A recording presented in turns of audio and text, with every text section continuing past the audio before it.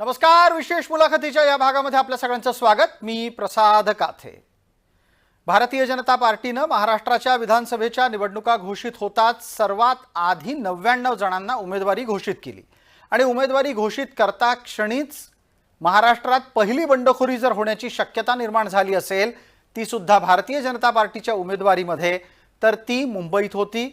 कुलाब्याच्या मतदारसंघामध्ये घोषित उमेदवार राहुल नार्वेकर यांच्या विरोधात राज पुरोहित बंड करतायत की काय अशी चर्चा अत्यंत वेगात असताना भारतीय जनता पार्टीच्या वरिष्ठ नेतृत्वाने यात हस्तक्षेप केला आणि राज्यातली ही पहिली बंडखोरी तूर्तास शमवण्यामध्ये त्यांना यश आलंय.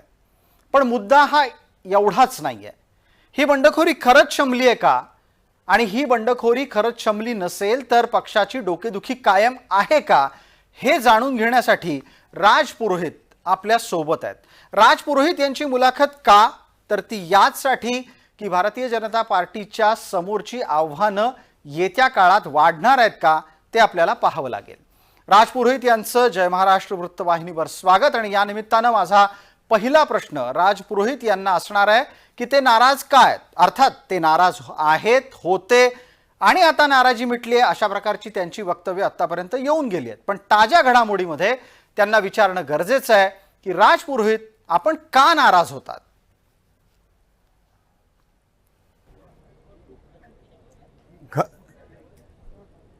नहीं, मेरे को टिकट मिलना चाहिए. मैं वरिष्ठ हूँ, पार्टी में बहुत काम करता हूँ और मैंने पार्टी की बहुत सेवा की है. तो मेरे मन में ये भावना थी कि मुझे टिकट मिले तो मैं पार्टी के माध्यम से देश की सेवा करूँ, समाज की सेवा करूँ. ये मेरे मन में था. इसके लिए एक थोड़ी सी दुख था, पीड़ा थी.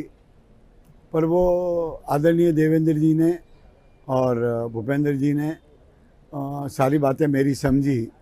और जो शिव प्रकाश जी है और जो भी पार्टी के नेता है बावन कुले जी है, उन्होंने 3 दिन से मेरे को सुना और सबने समय दिया प्रायोरिटी से, और मेरी पूरी बात उन्होंने समझ के ली और मुझे विश्वास दिलाया है कि आने वाले काल में मेरे पर किसी भी प्रकार का अन्याय नहीं होगा और मुझे न्याय मिलेगा.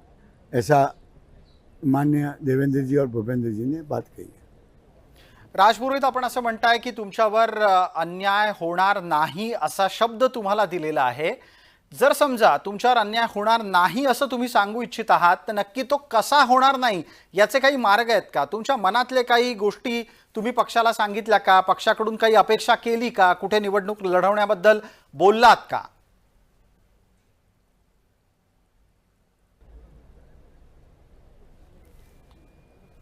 बिल्कुल, मैंने पार्टी से कहा था कि मैं चुनाव लड़ना चाहता हूँ और ये भी कहा था कि अगर कोलाबा से कोई परिस्थिति ऐसी हो, विकट हो, तो मैं मुंबा देवी से, अगर भारतीय जनता पार्टी को मुंबा देवी की सीट मिलती है तो मैं वहाँ से भी लड़ने को तैयार हूँ.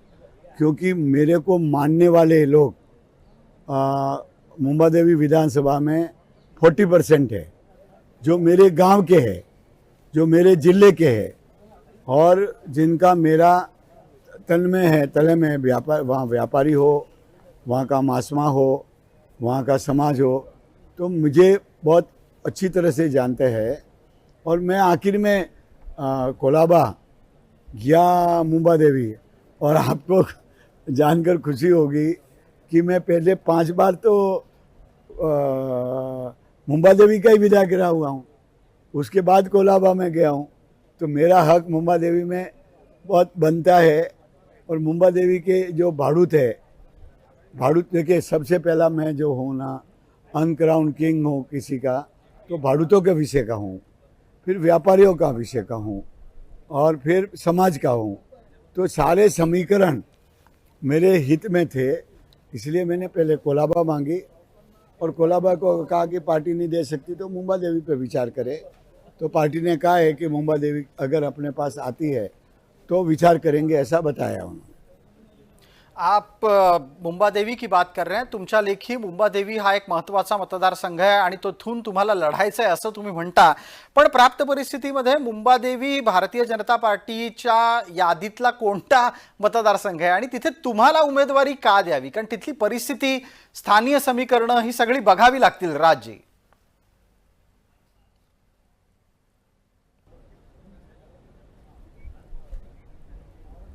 अगर कैंडिडेट उचित हो, अगर मैं ये सीट मिलती है और मुस्लिम समाज में कांग्रेस से अमीन पटेल साहब खड़े होने वाले हैं, वहाँ ओबीसी भी अपनी पार्टी खड़ा करने वाली है, तो मुस्लिम समाज में मतों का विभाजन होने की संभावना है। और जो मतदाता है, हिंदू मतदाता, वो मेरे ज़िले के हैं, सिरोही, जालोर और सांचौर के, वो मेरा ज़िला है और मेरे समाज के लोग हैं और उनके बीच में मैं सुख दुख में काम करता हुआ से नहीं 40 वर्षों से, तो मेरे लिए वो एक आक्रामक रूप से, देखिए चुनाव में आक्रामकता लगती है, तो मेरे लिए वो आक्रामकता से काम करेंगे।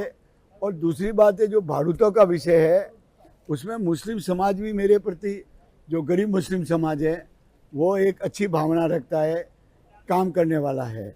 और मैं नगर सेवक रहा तो भी मुस्लिम एरिया से रहा, आकाश जी मेरा बेटा जो है वो भी मुस्लिम एरिया से रहा, और मैं जो 30 साल तक एमएलए रहा तो वो भी मुस्लिम एरिया से रहा।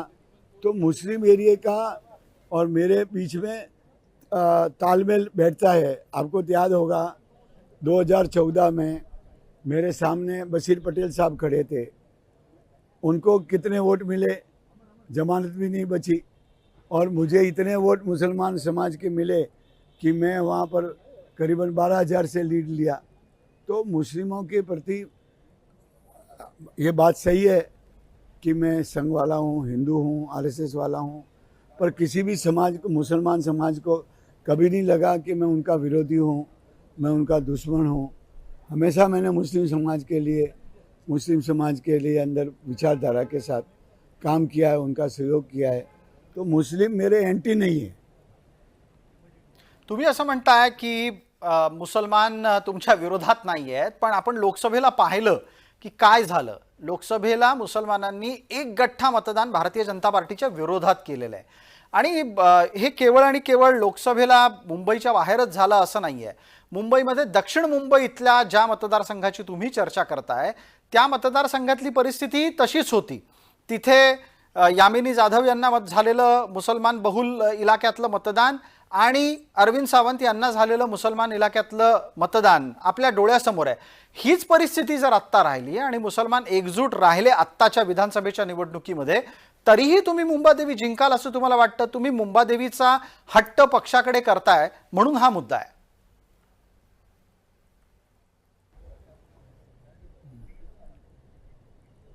मैं चैलेंज करता हूं कि अगर मुंबा देवी मुझे मिलती है तो मुस्लिम मेरे विरुद्ध में लामबंद नहीं होंगे, क्योंकि मुसलमानों का सबसे बड़ा प्रश्न है सोसाइटी, जूने घर, भाड़ा, माड़ा, ये सारे मेरे विषय है। और व्यापारियों के लिए जाति, भाषा, धर्म नहीं लगता, तो व्यापारियों में भी मैं काम करता हूँ। जैसे फार्म है, जैसे मासमा है, तो उसमें से व्यापारी मुसलमान जुड़े हुए हैं। उन्होंने मुझे आश्वासन दिया है कि राज जी, अगर आपको टिकट मिलता है तो हम पूरी ताकत के साथ, मुस्लिम समाज आपको सपोर्ट करेगा, वोट देगा और आपको विजयी बनाएगा। और मेरा ये ज़िंदगी का सवाल है, जिनके लिए मैंने काम किया है वो मुझे वोट नहीं देंगे तो किसको वोट देंगे? तो मुस्लिम समाज मेरे विरुद्ध लामबंद नहीं होगा, वो मुझे काम करेगा और मुझे वोट देगा और मुझे विजयी बनाएगा, ये मेरा दावा है। आपण असं म्हणताय की मुसलमान तुमच्या विरोधामध्ये एकत्र येणार नाहीत, तुम्हाला मतदान करतील, पण दुसऱ्या बाजूला ही सुद्धा वस्तुस्थिती आहे की राजपुरोहितांना पक्षाने काही कमी दिलं नाही. आतापर्यंत त्यांना मंत्रिपद मिळाली, प्रतोद पद मिळालं, याच्याच पलीकडे जाऊन राजपुरोहित यांना याआधी सुद्धा अनेकदा संधी मिळाली. अशा प्रकारच्या स्थितीमध्ये जर सातत्यानं पुन्हा पुन्हा राजपुरोहितच उमेदवारी मागणार असतील तर मग नव्या लोकांना संधी कधी मिळणार आहे?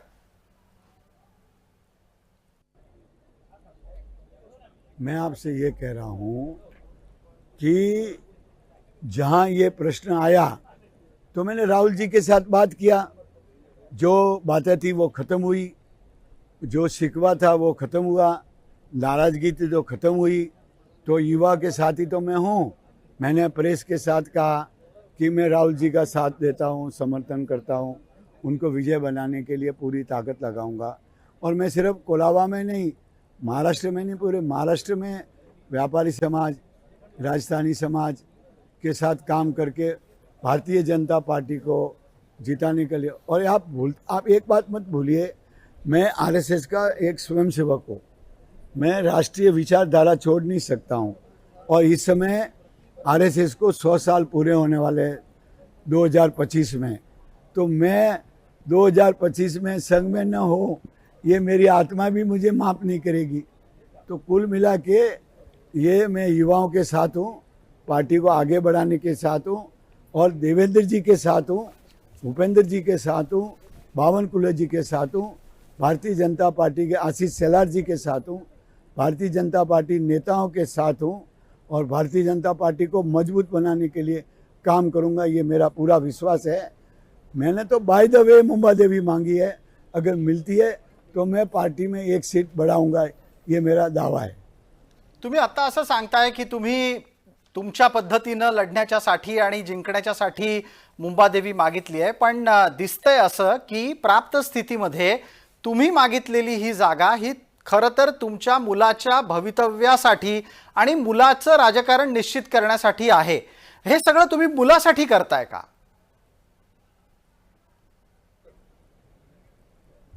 नहीं, बेटा कहाँ है? बेटा तो एक वार्ड में है, वो भी आधा मुंबा देवी में है, आधा कोलाबा में है, और वो सक्षम है। वो इस बार भी हमने 7,000 की लीड दिया, पिछली बार लोकसभा में भी 15,000 की लीड दी। तो वो तो सक्षम है, उसका काम भी मजबूत है, और अपने पाँवों में खुद खड़ा हुआ है, खुद काम करता है। तो मुझे आकाश के लिए टिकट के लिए बात करनी पड़ेगी ऐसा मुझे नहीं लगता है। वो सक्षम है, दोनों विधानसभा में उसका वार्ड लगता है, और आकाश पूरी तरह से काम कर रहा है वहाँ। जी, तुम्ही याच निमित्तानं ज्या वेळेला ही भूमिका मांडता की तुमचा मुलगा नीट काम करतोय आणि एका बाजूला तुमच्या स्थानिक भागातल्या विषयांवर चर्चा करता, व्यापाऱ्यांच्या बाजूची भूमिका मांडत असताना एक मुद्दा इथे असा उपस्थित करता येतो की व्यापारी खरंच भारतीय जनता पार्टीच्या सोबत आता आहेत का आणि त्यांच्या नक्की मनातल्या भूमिका काय आहेत? कारण सातत्याने ही चर्चा समोर येत असते की कररचनेच्या निमित्तानं व्यापाऱ्यांमध्ये नाराजी आहे। प्राप्त स्थितीमध्ये तुम्ही व्यापाऱ्यांचं नेतृत्व करत असताना आणि भारतीय जनता पार्टीत असताना तुमचा अनुभव काय? आप ये पूरी सच्चाई नहीं है, पूरी सच्चाई नहीं है। पीयूष जी गोयल ने व्यापारियों के लिए बहुत कुछ किया है, देवेंद्र जी ने व्यापारियों के लिए बहुत कुछ किया है, और जीएसटी का तो मैं स्पोक्स पर्सन था, पार्टी का प्रभारी था। व्यापारियों में बिल्कुल नाराज़गी नहीं है। व्यापारी बाहर बहुत ज़ोरदार ताकत से आएंगे, और व्यापारियों का मैं महाराष्ट्र का प्रभारी हूँ, तो मैं व्यापारियों के सम्मेलन लेने वाला हूँ, जिला अनुसार जाने वाला हूँ, व्यापारियों को कन्विंस करने वाला हूँ। पहले तो नाराज़गी नहीं है, और अगर नाराज़गी हुई तो मैं भूपेंद्र जी को ले जाकर, रेलवे मंत्री महोदय को ले जाकर, वो देवेंद्र जी को लेकर, वो व्यापारियों की कोई भी गलतफहमी होगी तो उसको दूर करूँगा। ऐसे मेरे में ताकत है, व्यापारियों को कन्विंस करने की मेरे अंदर ताकत है, मेरे अंदर हिम्मत है, मेरे अंदर जज्बा है। मैं व्यापारी समाज की कठिनाइयों को दूर करने में काम करूंगा, ये मैं दावा करता हूँ। जी, तुमच्या लेखी आत्ताच्या घडीला तरी भारतीय जनता पार्टीच्या सोबत व्यापारी आहेत आणि व्यापारी हा भारतीय जनता पार्टीचा एक हक्काचा मतदार गेल्या अनेक वर्षांपासून राहिला आहे। प्राप्त स्थितीतला पुढचा मुद्दा मग असा उपस्थित होतो की इतकं सगळं असताना महाराष्ट्रात सरकार नक्की कोणाचं येणार आहे? महायुतीचं सरकार येणार आहे का मवियाचं सरकार येणार आहे? याचं तुमचं निरीक्षण काय? महायुतीचं सरकार येणार आहे का हा प्रश्न आहेच. मैं पूरा विश्वास में हूँ कि ये शिवसेना उबाटा जिसको बोलते हैं, ये पूरी तरह से हारेगा।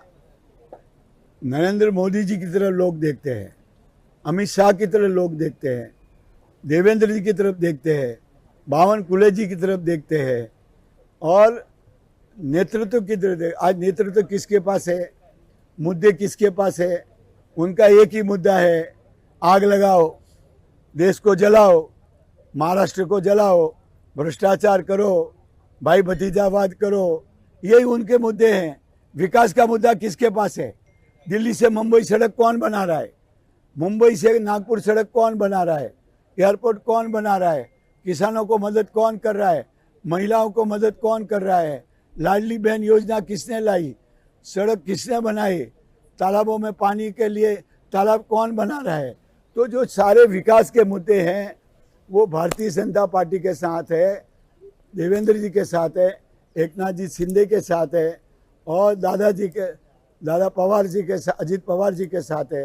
तो लोग विकास के मुद्दे देखना चाहते हैं, लोग भ्रष्टाचार नहीं देखना चाहते।